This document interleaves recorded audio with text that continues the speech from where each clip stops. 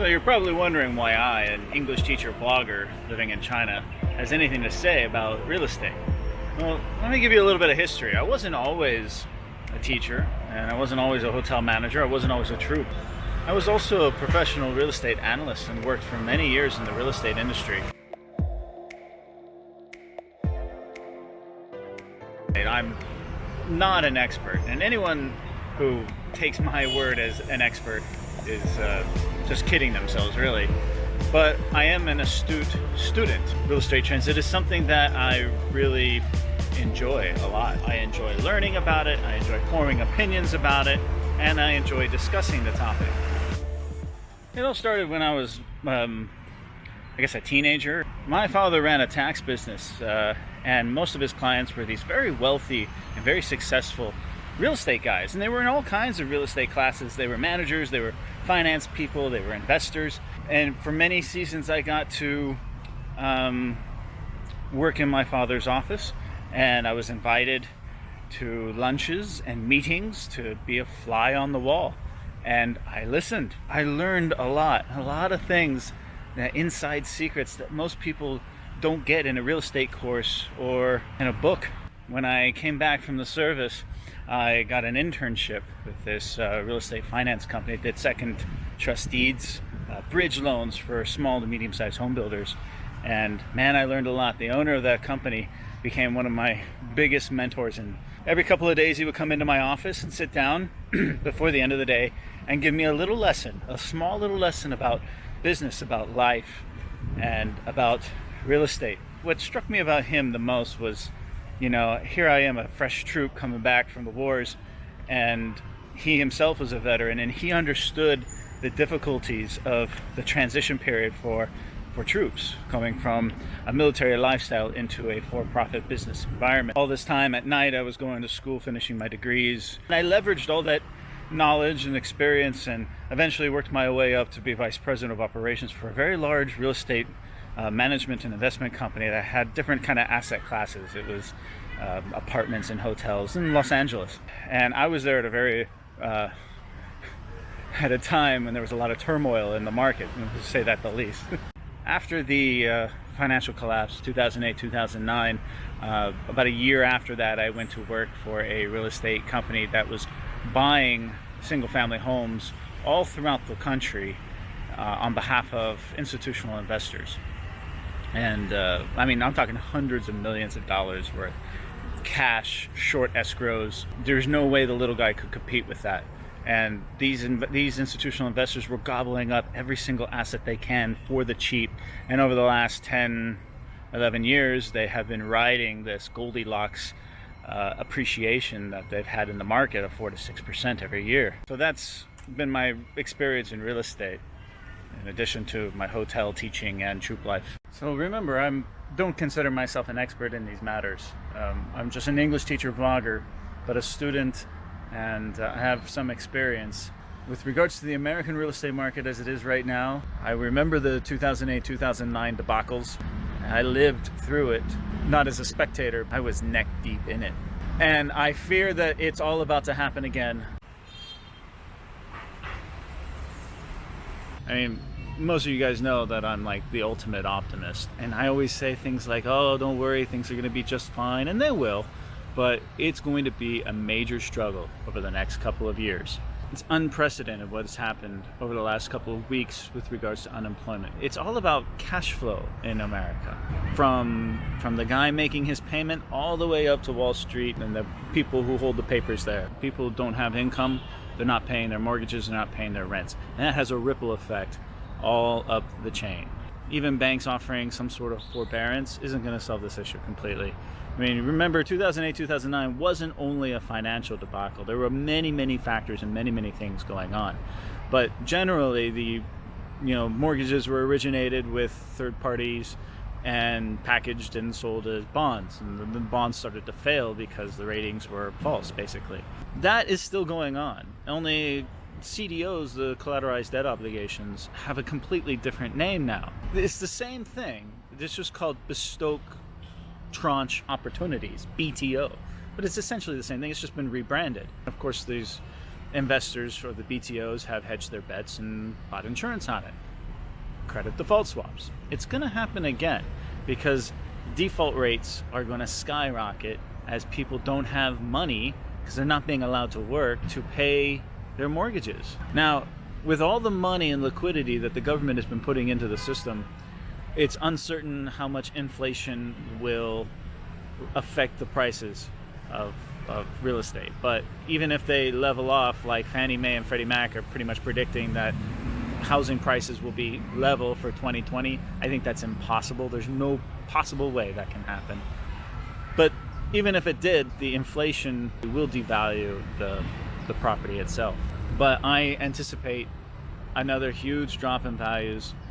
Pretty much all the gains that we've had in the last decade are going to be wiped out again, and it's going to be an opportunity for some people who have the cash and the wherewithal to capitalize on this, but mostly it's going to be the banks again. Just like it was when I was working as trustee acquisitions, it's going to be institutional investors paying all cash up front and leaving the little guy to compete against that. And then they're just going to ride another decade of appreciation. Let's talk about Chinese real estate. Again, I'm not an expert, but I've been here for 4 years and I've studied and I've talked to people, and I don't know everything about it, but here are some observations that I have made.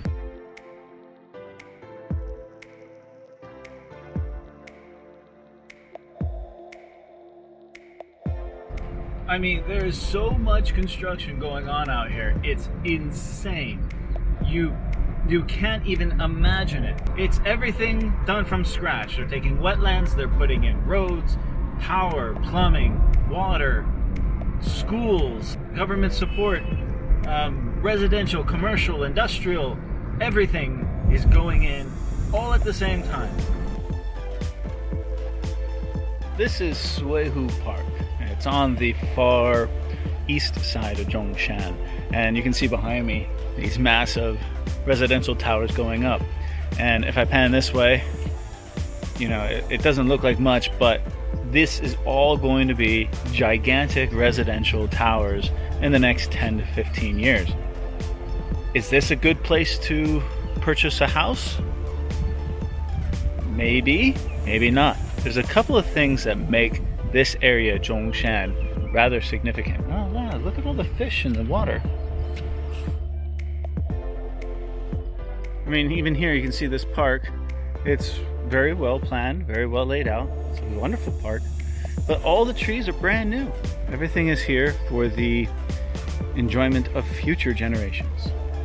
Now this city, Zhongshan, most people have never heard of it. I mean, but it's 3.5 million people, and it's a very large geographical city. It's very strategically located. It's considered the most affordable of the Pearl River cities. But things are going to change very, very fast here, and this is why. All right, so let me quickly show you what I'm talking about. This is the Pearl River Delta. This is well over 100 million people. It is one of the largest urban areas in the world, right? Going along on the east side of the Pearl River Delta, you have Hong Kong, Shenzhen, Dongguan, Guangzhou, Zhongshan, and Zhuhai. Zhongshan being my home, right? And it's one of the least known cities in the Pearl River Delta. It's also the most affordable one of all of these. As we all know, Hong Kong is right up there with London, Tokyo, San Francisco, New York as one of the most expensive places in the world to live. Shenzhen, right across the border, is following suit very, very quickly. Shenzhen's real estate has just exploded. I mean, you can do case studies for the rest of your life on real estate there. And you probably already know that they built this bridge it's called the Zhuhai-Macau Hong Kong Bridge. And it goes, you can see it here, it starts here, and then it goes all the way across the bay. This is kind of suspension towers for large vessels to go under. And then it actually goes underneath the bay here and pops you out at Hong Kong Airport. Problem with this bridge is that you require all kinds of permits and like 3 different types of insurance. So the average person does not use this bridge to get from the west side of the bay to the east side of the bay. So the quickest way to do this right now is via ferry. But if you want to drive, the only way you can do that is through this bridge right here in Nansha, which is a gigantic bridge.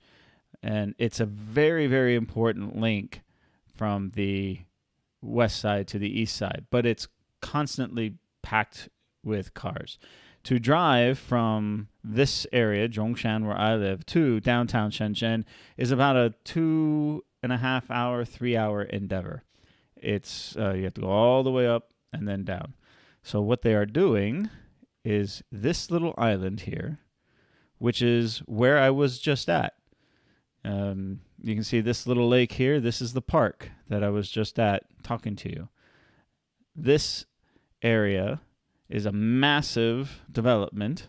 The whole island is being developed, and they are building a bridge from here and a tunnel actually all the way across the bay to, where is it? There it is, to Shenzhen Airport. So it's going to go from here to here, and it's going to cut the travel time from about 2.5 to 3 hours down to about 30 minutes. What this link is going to do to this area right here is all of this value that Shenzhen has built up is going to start to bleed over into this island. And it's a very good location because not only is it so close to Shenzhen Airport and Shenzhen, it's commutable, but it's also right between that and the Zhongshan urban core. So from a macro scale, this is probably the most exciting development in the entire Po River Delta area.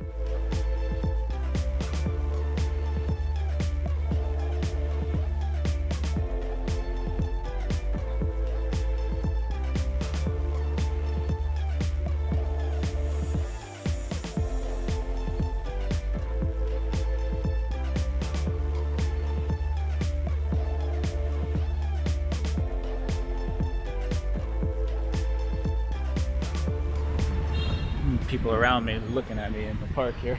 It was all right. Is there a real estate bubble? Now, people have been saying there's a real estate bubble in the Chinese market for over a decade. You know, you go back on YouTube, you go back to some of these blogs, and they show you graphs, and they show you, ratio analysis, and they say, look, it's going to happen, but it hasn't happened yet. And maybe someday in the future it will happen, and all those people are going to go, see, I told you so. It's all noise. It really is. You cannot look at the Chinese real estate market through a Western real estate market eyes. And even me, living here, it's tough for me to look around at all the degrading old inventory that is empty and adjust my thoughts. The narrative here is like ghost cities, over inventory, overbuilding, over leveraged, and the affordability is not there either. But the reality is the prices continue to rise. It's a pretty stable market, and it continues to be the investment of choice for the Chinese people. So let's take a look at why. The real estate fundamentals are, of course, location, location, location. Demographics, unemployment, jobs, supply, demand, right? That's it. You also have the PE ratio, and that is a factor. I think too many analysts look at the PE ratio as the be-all, end-all, and I disagree with that. There's so many other economic indicators that you can point to try to figure out what's going to happen in the future. Demographics. Most developed countries in the world have 70 to 90% of their population in urban areas. China's still below 60%. Got a long way to go, and every percent here is massively larger than any other developed country. People don't realize just how big this country is. I mean, you can look at the numbers on paper, but until you actually see it with your own eyes, you really have no idea what you're talking about. It is massive. And even if you're a foreigner who goes to Shanghai or Beijing or Shenzhen for, a couple weeks or even a year, and you don't leave the city, you really have no idea what you're talking about. It is so big. Over the last 10 years, we've seen 200 million plus people move from the countryside into the cities, and they're planning on yet another 200 million in the next 10 years. So that's over 400 million people. That's more than the entire United States country being built from scratch to what it is today in a 20-year span. So when you see all this inventory, you say, yeah, it's a lot, but you know what? It's a massive population. The demand is still there. This is an ownership country. People own, they don't rent. Only like 2% of the country rents. And I'm talking outside the 4 major cities where everyone lives and everyone talks about real estate. Yeah, those prices are very, very high. And they're actually more volatile because of that. Just like any high-end real estate, it's going to go up and it's going to go down. It's more risky. But you go to second, third, fourth tier cities, and it's been pretty steady. I still think there's a huge amount of room to grow as the country develops. A couple other things to look at is if you want to look at the PE ratio, fine, we could do that. The affordability in the major cities has gotten really tight, but that's because these are world-class cities and the demand is world-class. But if you go to a second, third, fourth tier city, it's not that bad. And you've seen salaries increase. They've basically doubled in the last 10 years, and they're continuing to rise. And you will see spikes as things get heated. The government will step in and with some kind of new policy. Things like, if you're a married couple, you can't buy a third home. So people just get divorced on paper, and then they go buy a bunch of other houses. Then they step in and do something else on top of that. But the thing is that they move very, very fast. It's one of the things about a one-party country is that they can just overnight turn a policy and put a stop to any kind of pendulum swing that goes outside the norms. They also control the land supply because they own all the land. The biggest risks in Chinese real estate is if the demand decreases. It just goes away. But the demand is still there because things are still getting bought. And even if you buy in the outskirts of some random city that is not in the path of progress and that is has no job infrastructure, and nobody actually lives there, it's still a tangible asset, even if the value of it is in the demo and repurposing costs. There are very few other investment opportunities for the Chinese. About 75% of the total net wealth of the Chinese family is in real estate. So going back to the PE ratio and the affordability, it is still an issue. It's still a risk as prices go up. They're going up faster than earnings, but that's not a ratio that is applied to the Chinese market as much because look at the Indian market. The PE is 5 times what it is here in China. The thing is that people get their money from all different sources, not just from the money that they earn. They get it from family sources, from savings. They pool resources together between friends and colleagues and mostly family. Kind of the way it's done here. A newlywed couple that buys a house doesn't necessarily own it themselves. It's owned by the family because either the parents helped with that or an uncle came in and gave them a little bit, and so they own a little bit of it. And so really it's more of a family nest egg as opposed to a nuclear family nest egg. Now, ups and downs will happen, of course, in the market in certain areas, and you're going to see that they're going to be reported on. But the long-term trend is continued growth, and I think we've got a long way to go over the next 10 years. Location, location, location. See, it's a huge country, not just with people, but with geography. You can't look at China real estate market as a whole. It's really just like any real estate market. It's the local winds that are blowing it this way and blowing it that way. Pinpointing. If you build a building in the center of a city with a good job market, you're going to sell them all and they're going to make a good profit. If you build it on the outskirts, well, it has to be in the path of progress or connected to some major infrastructure project that will get those people into the city.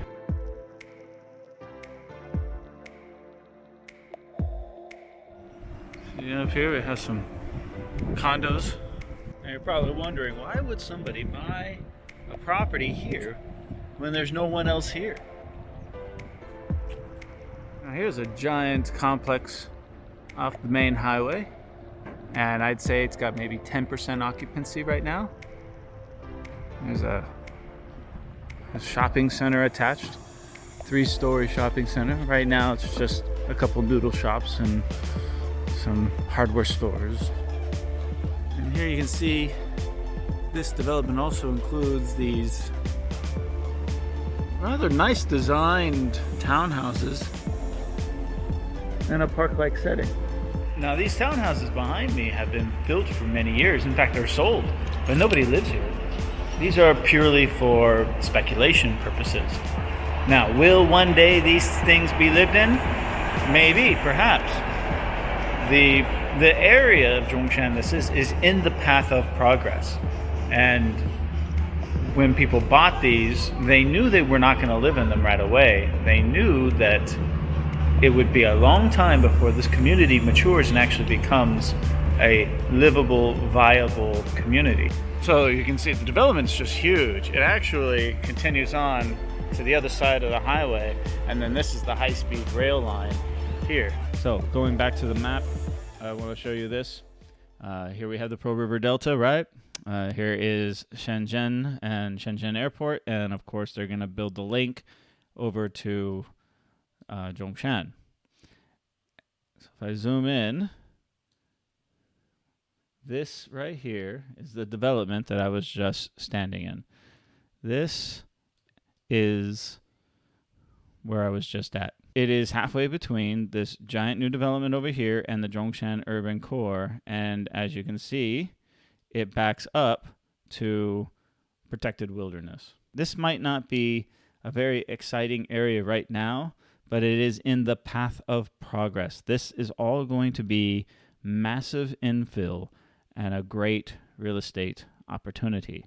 So this is just an example of pinpointing, of looking at the local winds to determine what is a good investment and what is not.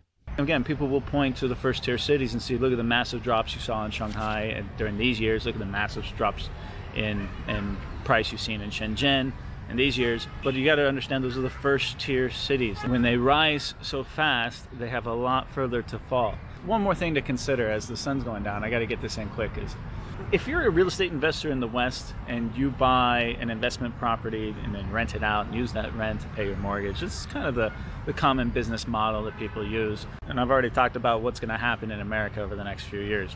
Be very careful of that. But that model doesn't exist here. Again, it's only 2% of the country actually rents. Most of the younger single people or lower wage people live in dormitories at their place of employment. And that's not just a factory. It could be an educational institution, a finance institution. Those companies actually buy properties and then will allow the single people to live in those apartments, but they're actually owned by the companies that they work for. That is changing. That model of buy and rent is starting to become a reality, especially in the larger, more expensive cities.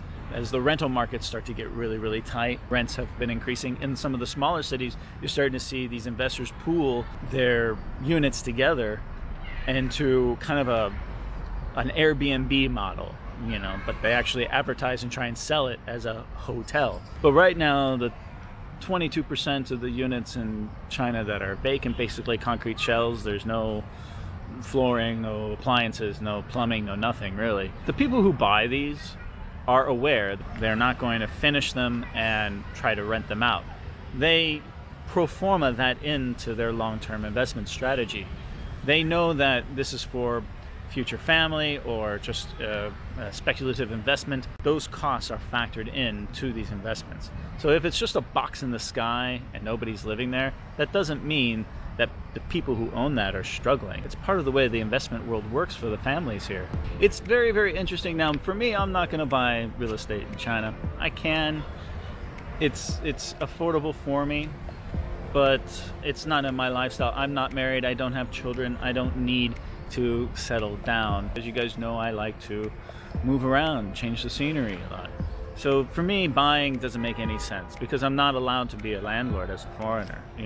I can only buy a primary residence. If you do come to China and are looking to stake a flag somewhere, it could be an opportunity, but you really have to study your local community, your local city. So final thoughts. Is there a real estate bubble here in China?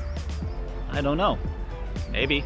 Again, people have been saying this for over a decade and it hasn't burst yet. Remember, this is just for entertainment purposes only. So if you disagree or have another opinion, by all means, comment below. Let's have a discussion. That's what this YouTube game is all about. All right, I gotta get out of here. The sun's going down and the mosquitoes are starting to come out and eat me alive.